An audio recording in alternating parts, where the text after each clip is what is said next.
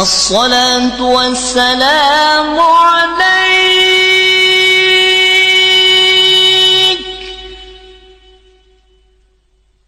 يا رسول الله.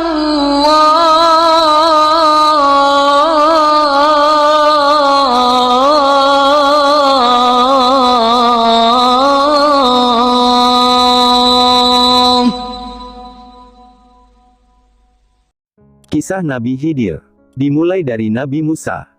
Salah satu kisah Al-Quran yang sangat mengagumkan dan dipenuhi dengan misteri adalah kisah seseorang hamba yang Allah Subhanahu wa Ta'ala memberinya rahmat dari sisinya dan mengajarinya ilmu. Kisah tersebut terdapat dalam surah Al-Kahfi di mana ayat-ayatnya dimulai dengan cerita Nabi Musa, yaitu, "Dan ingatlah ketika Musa berkata kepada muridnya, aku tidak akan berhenti berjalan sebelum sampai ke pertemuan dua buah lautan, atau aku akan berjalan-jalan sampai bertahun-tahun." Quran Surat Al-Kahfi, 60.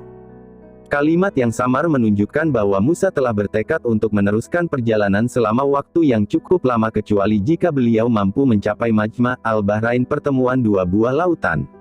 Di sana terdapat suatu perjanjian penting yang dinanti-nanti oleh Musa ketika beliau sampai di Majma' al-Bahrain. Anda dapat merenungkan betapa tempat itu sangat misterius dan samar. Para musafir telah merasakan keletihan dalam waktu yang lama untuk mengetahui hakikat tempat ini. Ada yang mengatakan bahwa tempat itu adalah Laut Persia dan Romawi. Ada yang mengatakan lagi bahwa itu adalah Laut Jordania atau Kulsum. Ada yang mengatakan juga bahwa itu berada di Tanjah. Ada yang berpendapat, itu terletak di Afrika. Ada lagi yang mengatakan bahwa itu adalah Laut Andalus. Tetapi mereka tidak dapat menunjukkan bukti yang kuat dari tempat-tempat itu. Seandainya tempat itu harus disebutkan, niscaya Allah Subhanahu wa Ta'ala akan menyebutkannya. Namun Al-Quran Al-Karim sengaja menyembunyikan tempat itu, sebagaimana Al-Quran tidak menyebutkan kapan itu terjadi. Begitu juga, Al-Quran tidak menyebutkan nama-nama orang-orang yang terdapat dalam kisah itu karena adanya hikmah yang tinggi yang kita tidak mengetahuinya. Kisah tersebut berhubungan dengan suatu ilmu yang tidak kita miliki, karena biasanya ilmu yang kita kuasai berkaitan dengan sebab-sebab tertentu. Dan tidak juga ia berkaitan dengan ilmu para nabi karena biasanya ilmu para nabi berdasarkan wahyu. Kita sekarang berhadapan dengan suatu ilmu dari suatu hakikat yang samar, ilmu yang berkaitan dengan takdir yang sangat tinggi, ilmu yang dipenuhi dengan rangkaian tabir yang tebal. Di samping itu, tempat pertemuan dan waktunya antara hamba yang mulia ini dan Musa juga tidak kita ketahui. Demikianlah kisah itu terjadi tanpa memberitahumu kapan terjadi dan di tempat mana. Al-Quran sengaja menyembunyikan hal itu, bahkan Al-Quran sengaja menyembunyikan pahlawan dari kisah ini. Allah Subhanahu wa Ta'ala mengisyaratkan hal tersebut dalam firman-Nya. Seorang hamba di antara hamba-hamba kami, yang telah kami berikan kepadanya rahmat dari sisi kami, dan yang telah kami ajarkan kepadanya ilmu dari sisi kami. Quran Surat Al-Kahfi, 65. Al-Quran Al-Karim tidak menyebutkan siapa nama hamba yang dimaksud, yaitu seorang hamba yang dicari oleh Musa agar ia dapat belajar darinya. Nabi Musa adalah seseorang yang diajak berbicara langsung oleh Allah Subhanahu wa Ta'ala dan ia salah seorang ulul azmi dari para rasul. Beliau adalah pemilik mukjizat tongkat dan tangan yang bercahaya dan seorang nabi yang Taurat diturunkan kepadanya tanpa melalui perantara. Namun dalam kisah ini, beliau menjadi seorang pencari ilmu yang sederhana yang harus belajar kepada gurunya dan menahan penderitaan di tengah-tengah belajarnya itu. Lalu, siapakah gurunya atau pengajarnya? Pengajarnya adalah seorang hamba yang tidak disebutkan namanya dalam Al-Quran meskipun dalam hadis yang suci disebutkan bahwa ia adalah Khidir alaihis salam. Musa berjalan bersama hamba yang menerima ilmunya dari Allah Subhanahu wa Ta'ala tanpa sebab-sebab penerimaan ilmu yang biasa kita ketahui. Mula-mula Khidir menolak ditemani oleh Musa. Khidir memberitahu Musa bahwa ia tidak akan mampu bersabar bersamanya. Akhirnya, Khidir mau ditemani oleh Musa tapi dengan syarat, hendaklah ia tidak bertanya tentang apa yang dilakukan Khidir sehingga Khidir menceritakan kepadanya. Khidir merupakan simbol ketenangan dan diam, ia tidak berbicara dan gerak-geriknya menimbulkan kegelisahan dan kebingungan dalam diri Musa. Sebagian tindakan yang dilakukan oleh Khidir jelas-jelas dianggap sebagai kejahatan di mata Musa, sebagian tindakan Khidir yang lain dianggap Musa sebagai hal yang tidak memiliki arti apapun, dan tindakan yang lain justru membuat Musa bingung dan membuatnya menentang. Meskipun Musa memiliki ilmu yang tinggi dan kedudukan yang luar biasa, namun beliau mendapati dirinya dalam keadaan kebingungan melihat perilaku hamba yang mendapatkan karunia ilmunya dari sisi Allah Subhanahu wa Ta'ala. Ilmu Musa yang berlandaskan syariat menjadi bingung ketika menghadapi ilmu hamba ini yang berlandaskan hakikat. Syariat merupakan bagian dari hakikat. Terkadang hakikat menjadi hal yang sangat samar sehingga para nabi pun sulit memahaminya. Awan tebal yang menyelimuti kisah ini dalam Al-Quran telah menurunkan hujan lebat yang darinya mazhab-mazhab sufi di dalam Islam menjadi segar dan tumbuh. Bahkan terdapat keyakinan yang menyatakan adanya hamba-hamba Allah Subhanahu wa Ta'ala yang bukan termasuk nabi dan syuhada, namun para nabi dan para syuhada cemburu dengan ilmu mereka. Keyakinan demikian ini timbul karena pengaruh kisah ini. Para ulama berbeda pendapat berkenaan dengan Khidir. Sebagian mereka mengatakan bahwa ia seorang wali dari wali-wali Allah Subhanahu wa Ta'ala, sebagian lagi mengatakan bahwa ia seorang nabi. Terdapat banyak cerita bohong tentang kehidupan Khidir dan bagaimana keadaannya. Ada yang mengatakan bahwa ia akan hidup sampai hari kiamat. Yang jelas, kisah Khidir tidak dapat dijabarkan melalui nas-nas atau hadis-hadis yang dapat dipegang otentik.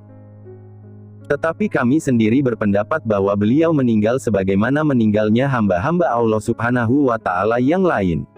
Sekarang, kita tinggal membahas kewaliannya dan kenabiannya. Tentu termasuk problem yang sangat rumit atau membingungkan. Kami akan menyampaikan kisahnya dari awal sebagaimana yang dikemukakan dalam Al-Quran. Nabi Musa alaihi salam berbicara di tengah-tengah Bani Israel. Ia mengajak mereka untuk menyembah Allah Subhanahu wa Ta'ala dan menceritakan kepada mereka tentang kebenaran. Pembicaraan Nabi Musa sangat komprehensif dan tepat. Setelah beliau menyampaikan pembicaraannya, salah seorang Bani Israel bertanya, "Apakah ada di muka bumi seseorang yang lebih alim darimu wahai Nabi Allah?" Dengan nada emosi, Musa menjawab, "Tidak ada." Allah Subhanahu wa Ta'ala tidak setuju dengan jawaban Musa. Lalu Allah Subhanahu wa Ta'ala mengutus Jibril untuk bertanya kepadanya, "Wahai Musa, tidakkah engkau mengetahui di mana Allah Subhanahu wa Ta'ala meletakkan ilmunya?" Musa mengetahui bahwa ia terburu-buru mengambil suatu keputusan. Jibril kembali berkata kepadanya, "Sesungguhnya Allah Subhanahu wa Ta'ala mempunyai seorang hamba yang berada di Majma' Al-Bahrain yang ia lebih alim daripada kamu." Jiwa Nabi Musa yang mulia rindu untuk menambah ilmu, lalu timbullah keinginan dalam dirinya untuk pergi dan menemui hamba yang alim ini. Musa bertanya bagaimana ia dapat menemui orang alim itu. Kemudian ia mendapatkan perintah untuk pergi dan membawa ikan di keranjang. Ketika ikan itu hidup dan melompat ke lautan, maka di tempat itulah Musa akan menemui hamba yang alim. Akhirnya, Musa pergi guna mencari ilmu dan beliau ditemani oleh seorang pembantunya yang masih muda. Pemuda itu membawa ikan di keranjang. Kemudian mereka berdua pergi untuk mencari hamba yang alim dan saleh. Tempat yang mereka cari adalah tempat yang sangat samar dan masalah ini berkaitan dengan hidupnya ikan di keranjang dan kemudian ikan itu akan melompat ke laut. Namun Musa berkeinginan kuat untuk menemukan hamba yang alim ini walaupun beliau harus berjalan sangat jauh dan menempuh waktu yang lama. Musa berkata kepada pembantunya, "Aku tidak memberimu tugas apapun kecuali engkau memberitahuku di mana ikan itu akan berpisah denganmu." Pemuda atau pembantunya berkata, "Sungguh engkau hanya memberi aku tugas yang tidak terlalu berat." Kedua orang itu sampai di suatu batu di sisi laut.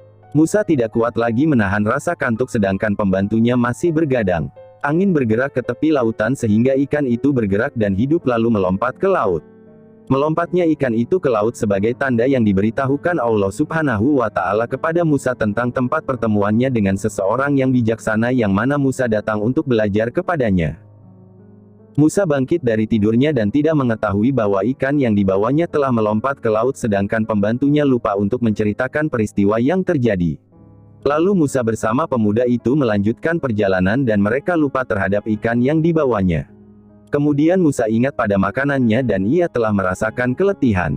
Ia berkata kepada pembantunya, "Coba bawalah kepada kami makanan siang kami, sungguh kami telah merasakan keletihan akibat dari perjalanan ini."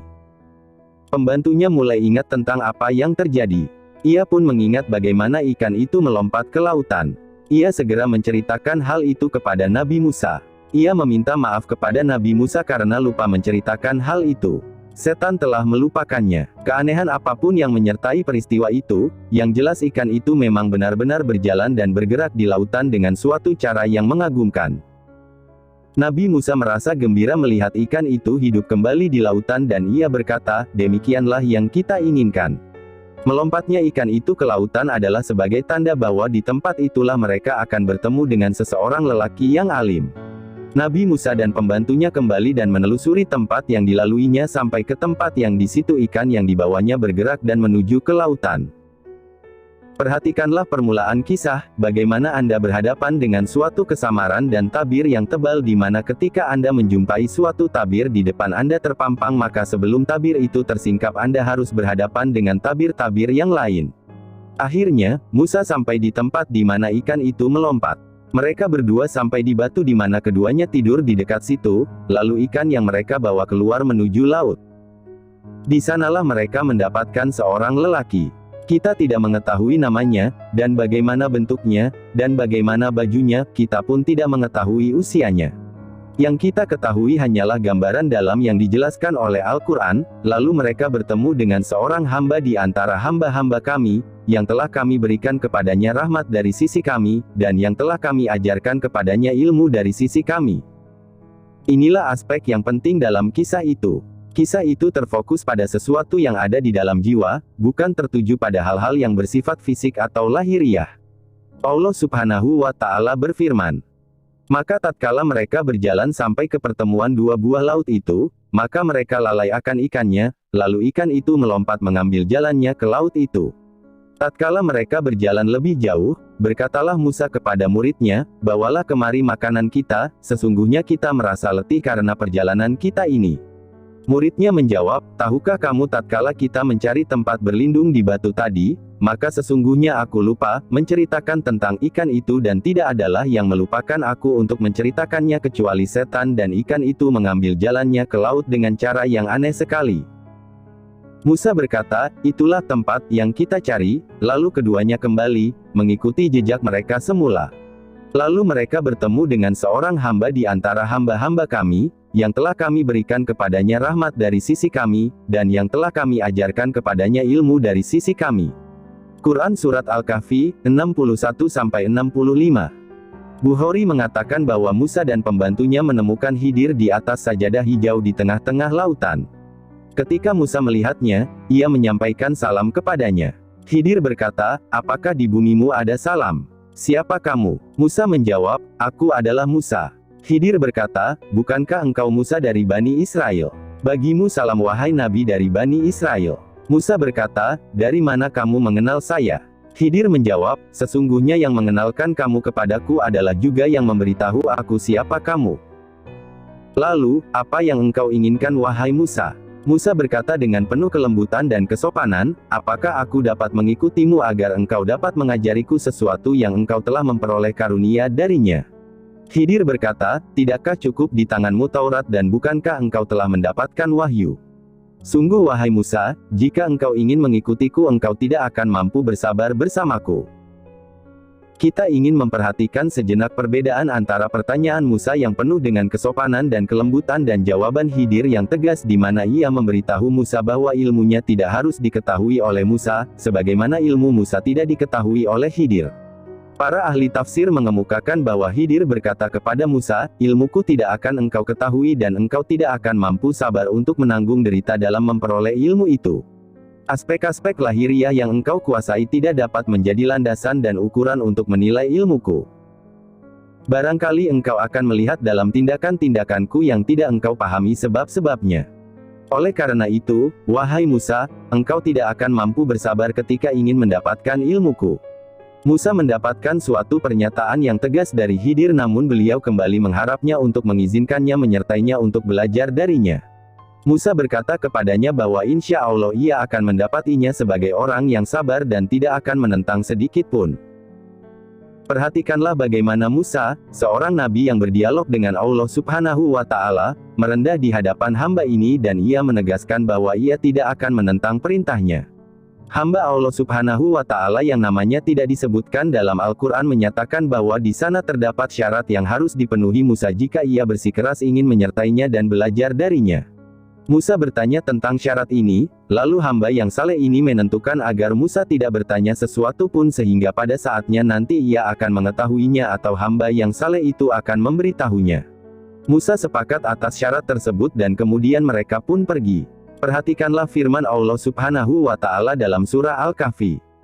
Musa berkata kepadanya, "Bolehkah aku mengikutimu supaya kamu mengajarkan kepadaku ilmu yang benar di antara ilmu-ilmu yang telah diajarkan kepadamu?" Dia menjawab, "Sesungguhnya kamu sekali-kali tidak akan sanggup sabar bersamaku. Dan bagaimana kamu dapat sabar atas sesuatu yang kamu belum mempunyai pengetahuan yang cukup tentang hal itu?"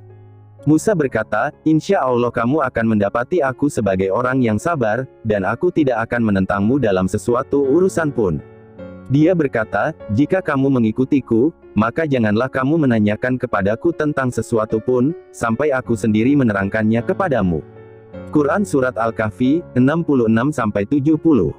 Musa pergi bersama Khidir. Mereka berjalan di tepi laut. Kemudian terdapat perahu yang berlayar lalu mereka berbicara dengan orang-orang yang ada di sana agar mau mengangkut mereka. Para pemilik perahu mengenal Khidir. Lalu mereka pun membawanya beserta Musa, tanpa meminta upah sedikit pun kepadanya. Ini sebagai bentuk penghormatan kepada Khidir. Namun Musa dibuat terkejut ketika perahu itu berlabuh dan ditinggalkan oleh para pemiliknya. Khidir melobangi perahu itu. Ia mencabut papan demi papan dari perahu itu, lalu ia melemparkannya ke laut sehingga papan-papan itu dibawa ombak ke tempat yang jauh. Musa menyertai Khidir dan melihat tindakannya dan kemudian ia berpikir. Musa berkata kepada dirinya sendiri, "Apa yang aku lakukan di sini? Mengapa aku berada di tempat ini dan menemani laki-laki ini? Mengapa aku tidak tinggal bersama Bani Israel dan membacakan kitab Allah Subhanahu wa Ta'ala sehingga mereka taat kepadaku? Sungguh para pemilik perahu ini telah mengangkut kami tanpa meminta upah.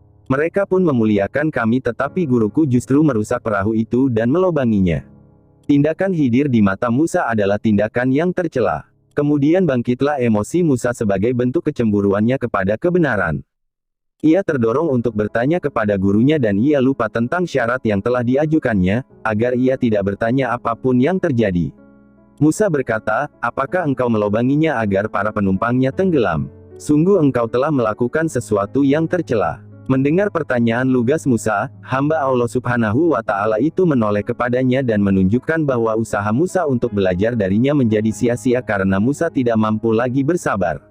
Musa meminta maaf kepada Khidir karena ia lupa dan mengharap kepadanya agar tidak menghukumnya. Kemudian mereka berdua berjalan melewati suatu kebun yang dijadikan tempat bermain oleh anak-anak kecil. Ketika anak-anak kecil itu sudah letih bermain, salah seorang mereka tampak bersandar di suatu pohon dan rasa kantuk telah menguasainya. Tiba-tiba, Musa dibuat terkejut ketika melihat hamba Allah Subhanahu wa Ta'ala ini membunuh anak kecil itu. Musa dengan lantang bertanya kepadanya tentang kejahatan yang baru saja dilakukannya, yaitu membunuh anak laki-laki yang tidak berdosa. Hamba Allah Subhanahu wa Ta'ala itu kembali mengingatkan Musa bahwa ia tidak akan mampu bersabar bersamanya. Musa meminta maaf kepadanya karena lagi-lagi ia lupa. Musa berjanji tidak akan bertanya lagi.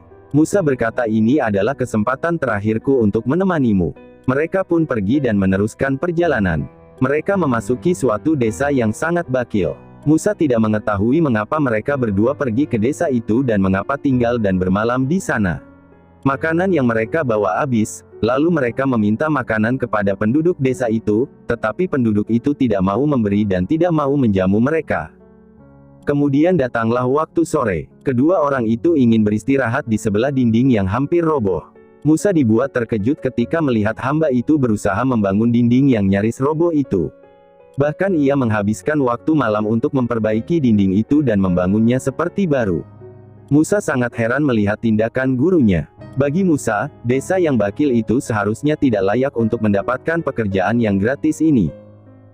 Musa berkata, "Seandainya engkau mau, engkau bisa mendapat upah atas pembangunan tembok itu." Mendengar perkataan Musa itu, hamba Allah Subhanahu wa Ta'ala itu berkata kepadanya, "Ini adalah batas perpisahan antara dirimu dan diriku." Hamba Allah Subhanahu wa Ta'ala itu mengingatkan Musa tentang pertanyaan yang seharusnya tidak dilontarkan dan ia mengingatkannya bahwa pertanyaan yang ketiga adalah akhir dari pertemuan. Kemudian hamba Allah Subhanahu wa Ta'ala itu menceritakan kepada Musa dan membongkar kesamaran dan kebingungan yang dihadapi Musa. Setiap tindakan hamba yang saleh itu, yang membuat Musa bingung, bukanlah hasil dari rekayasanya atau dari inisiatifnya sendiri, ia hanya sekadar menjadi jembatan yang digerakkan oleh kehendak yang maha tinggi, di mana kehendak yang tinggi ini menyiratkan suatu hikmah yang tersembunyi. Tindakan-tindakan yang secara lahiriah tampak keras namun pada hakikat justru menyembunyikan rahmat dan kasih sayang. Demikianlah bahwa aspek lahiriah bertentangan dengan aspek batiniah. Hal inilah yang tidak diketahui oleh Musa. Meskipun Musa memiliki ilmu yang sangat luas tetapi ilmunya tidak sebanding dengan hamba ini. Ilmu Musa laksana setetes air dibandingkan dengan ilmu hamba itu, sedangkan hamba Allah Subhanahu wa Ta'ala itu hanya memperoleh ilmu dari Allah Subhanahu wa Ta'ala sedikit, sebesar air yang terdapat pada paruh burung yang mengambil dari lautan. Allah Subhanahu wa Ta'ala berfirman, maka berjalanlah keduanya, hingga tatkala keduanya menaiki perahu lalu Khidir melobanginya. Musa berkata, mengapa kamu melobangi perahu itu yang akibatnya kamu menenggelamkan penumpangnya? Sesungguhnya kamu telah berbuat sesuatu kesalahan yang besar. Dia, Khidir, berkata, bukankah aku telah berkata, sesungguhnya kamu sekali-kali tidak akan sabar bersama dengan aku. Musa berkata, janganlah kamu menghukum aku karena kelupaanku dan janganlah kamu membebani aku dengan sesuatu kesulitan dalam urusanku. Maka berjalanlah keduanya, hingga tatkala keduanya berjumpa dengan seorang anak, maka Khidir membunuhnya. Musa berkata, mengapa kamu membunuh jiwa yang bersih itu, bukan karena dia membunuh orang lain. Sesungguhnya kamu telah melakukan suatu yang mungkar. Khidir berkata, bukankah sudah kukatakan kepadamu, bahwa sesungguhnya kamu tidak akan sabar bersamaku.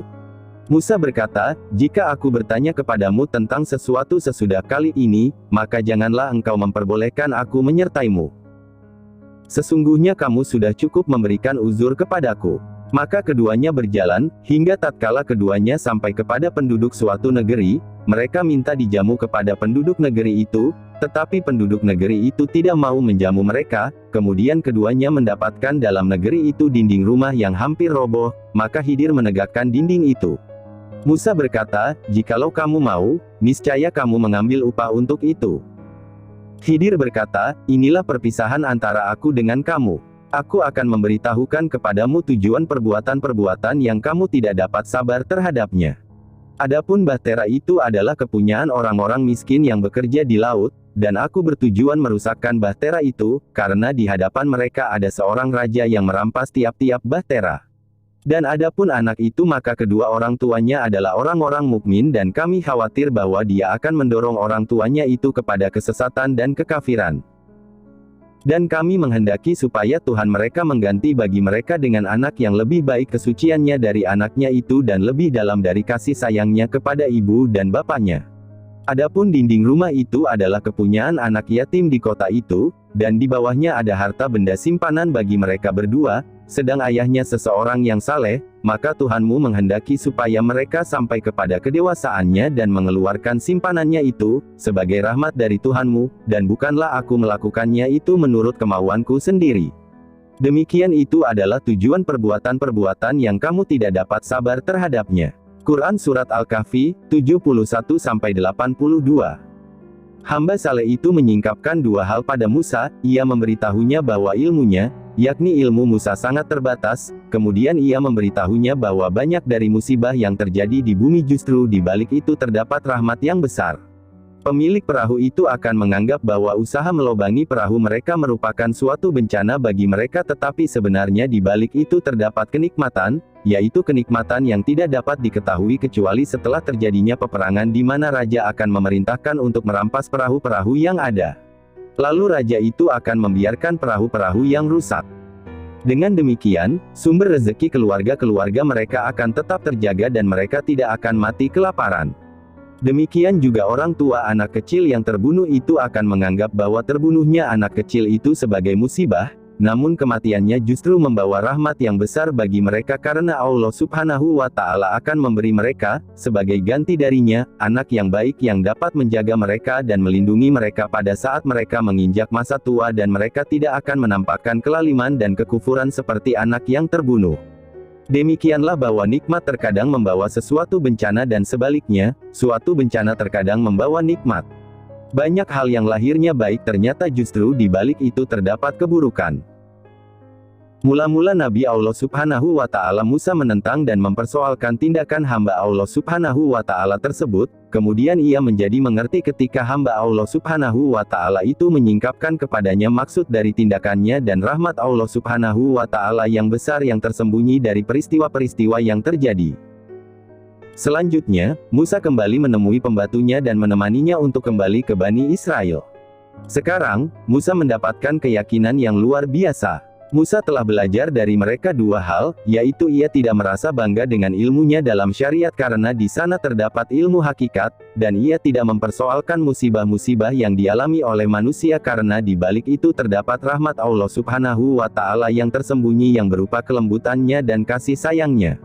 Itulah pelajaran yang diperoleh Nabi Musa alaihi salam dari hamba ini. Nabi Musa mengetahui bahwa ia berhadapan dengan lautan ilmu yang baru di mana ia bukanlah lautan syariat yang diminum oleh para nabi.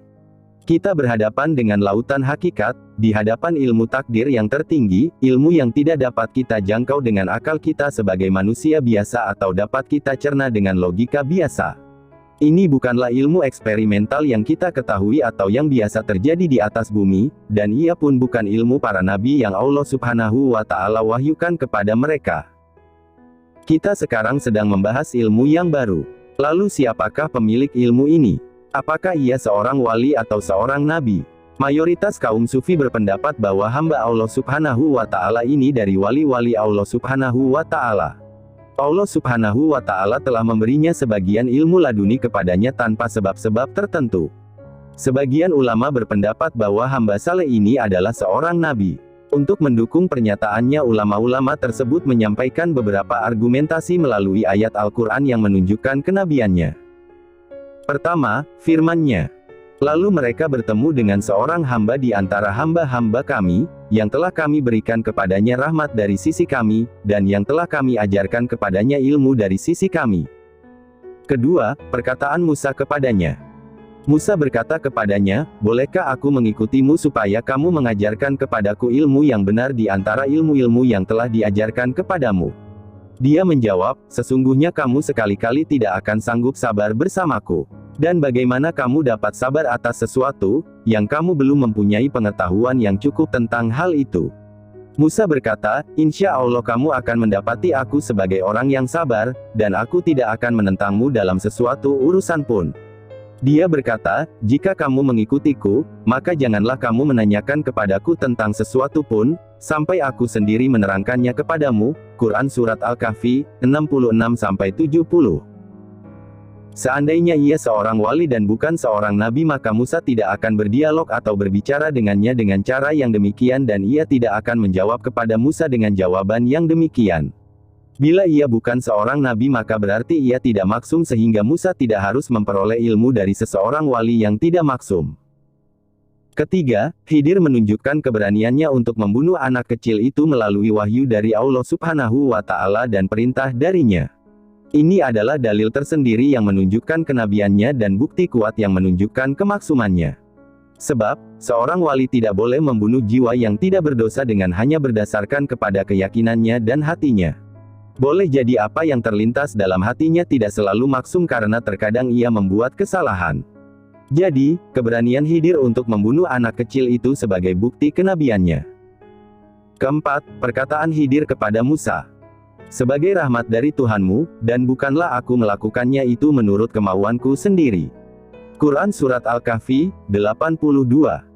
Yakni, apa yang aku lakukan bukan dari doronganku sendiri namun ia merupakan perintah dari Allah Subhanahu wa Ta'ala dan wahyu darinya. Demikianlah pendapat para ulama dan para ahli zuhud.